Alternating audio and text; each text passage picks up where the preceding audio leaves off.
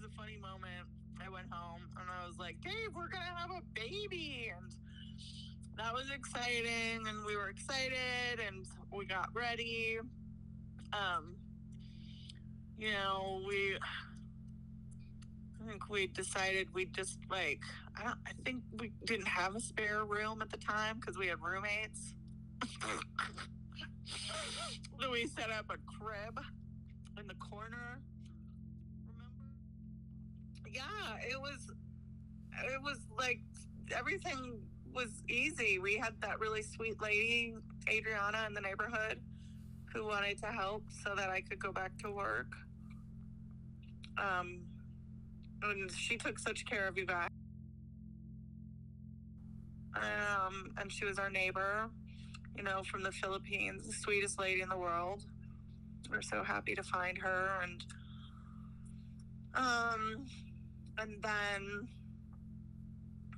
And then, yeah, it got to be a little bit too much for both your dad and I to be working because your dad was so busy with real estate, and my company had moved offices over to Oakland. Yeah. So it was this really tough time of how do we balance this all? And I felt like I never had any rest, and the commute was hard. And so I finally, when I guess Liam was just a little guy, Adriana had been helping out, and then you were at the Scandinavian school. Yeah. At that time, I was just finally like, I have to stop working for a while and just focus on something for myself. So it was pretty luxurious. I had a very good experience mothering you guys, and I feel like you guys were in really safe, comfortable places with really loving people. And then, we decided to open up Hagen Rocks, and then things got really difficult. Because your dad was never around, basically. And not even coming home at night. Like, wow. Okay, so, yeah. Things were a little bit rough for a while, and I didn't understand why. And then I started to understand, that it's because your dad was busy with the restaurant, with real estate, and with a bunch of women all over town. Which was heartbreaking, obviously. But, I kept trying to give him the benefit of the doubt because his mom kept saying, oh, he's just like my brothers, and he's just having a midlife crisis, and he'll be back to being the good person that he is. And so I kind of just let him do what he needed to do.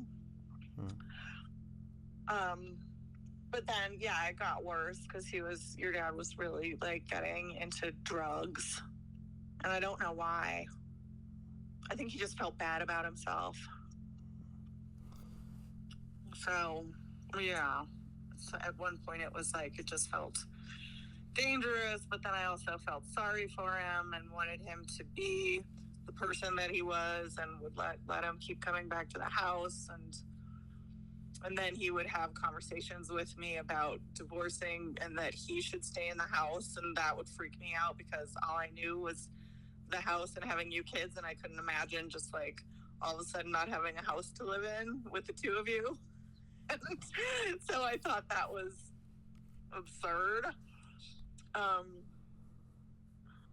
And yeah, we were talking to different counselors about how to deal with it, and they were kind of helpful, but not really. And then, yeah, finally, it came to a point where it did get really dangerous, and I had to tell one of our counselors that we'd been seeing about what had happened, and that's when Child Protective Services got involved, and everything completely changed because your dad wasn't allowed to come to the house. I mean, that kind of feeling came even before Child Protective Services got involved, where I was like, gosh, I guess I just do this on my own. Your dad had said things like, I'm not very good at this, but I swear I'm going to be better at being a dad when they're older and we can just like, you know, like hang out and, you know, drink beer. I was like, wow, that's a long ways off, but okay. So he kind of was, and that's where I was like, gosh, then I guess if I'm doing this full time, then that's what I'm doing. And I'm not going to worry about trying to get a job or go back to work because I'm full-time mom, like, and that's a big job. So I'm going to quit sweating it. You know, I started to substitute teach but it just still felt like things were not safe, you know, because like he left a dog in the car and it died. And I was like, God, what if he left one of the kids in the car? You know, I'm like, I can't leave I don't want, you know, I just wanted to always make sure you guys were safe. And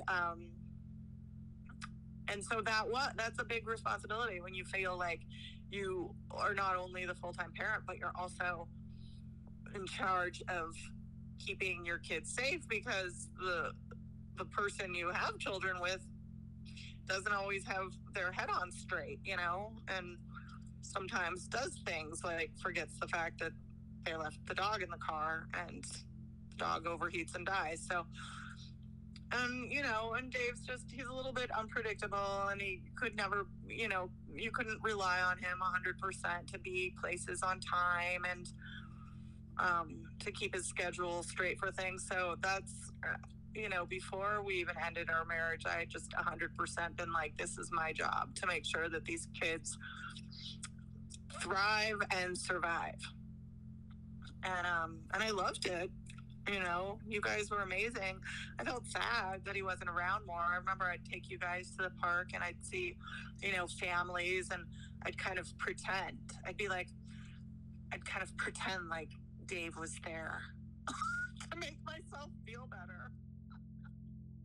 So there was that kind of thing, like always feeling judged as a single parent, which isn't easy, you know, by outsiders. But you know, I had my great friends, and they kept me, you know, knowing that I was doing a great job, and I became really good friends with Natasha and Elizabeth, and they were helpful with things. I was really lucky because I had people like Natasha and Lee who have a lot of family money, and they would just pay for things for us to do. I don't know if you knew that. That's like going on. Oh, and even Elaine, because Elena and Young make so much money as a couple, they would always just pay for the camping sites. And Natasha would pay for the camping site and the boat because she's got a lot of money, because the guy that left her, you know, handed her like $20 million basically. And they didn't, you know, I'd always feel bad, but they're like, no, don't feel bad. Like, we need to spend this money somewhere. So I was kind of lucky that way, that I had people to help that way too, because money is important to raising kids. I think so, because you were the best boys. You're always really loving boys, and yeah, I want you to be good humans who help people and continue to know right from wrong, and come visit me a lot. I can't think of anything, but I'm very proud of you for working so hard in school and getting good grades and doing creative stuff. Yeah. Good for you. All right. Yeah, I think this will be good. I'll see if I can put something together. Okay, and Grandpa's sending pictures. I'll get on him about it and make sure he's getting it together. All right, sounds good, Mom. Love you, Ma. I love you too. Bye, sweetie. Bye, Ma.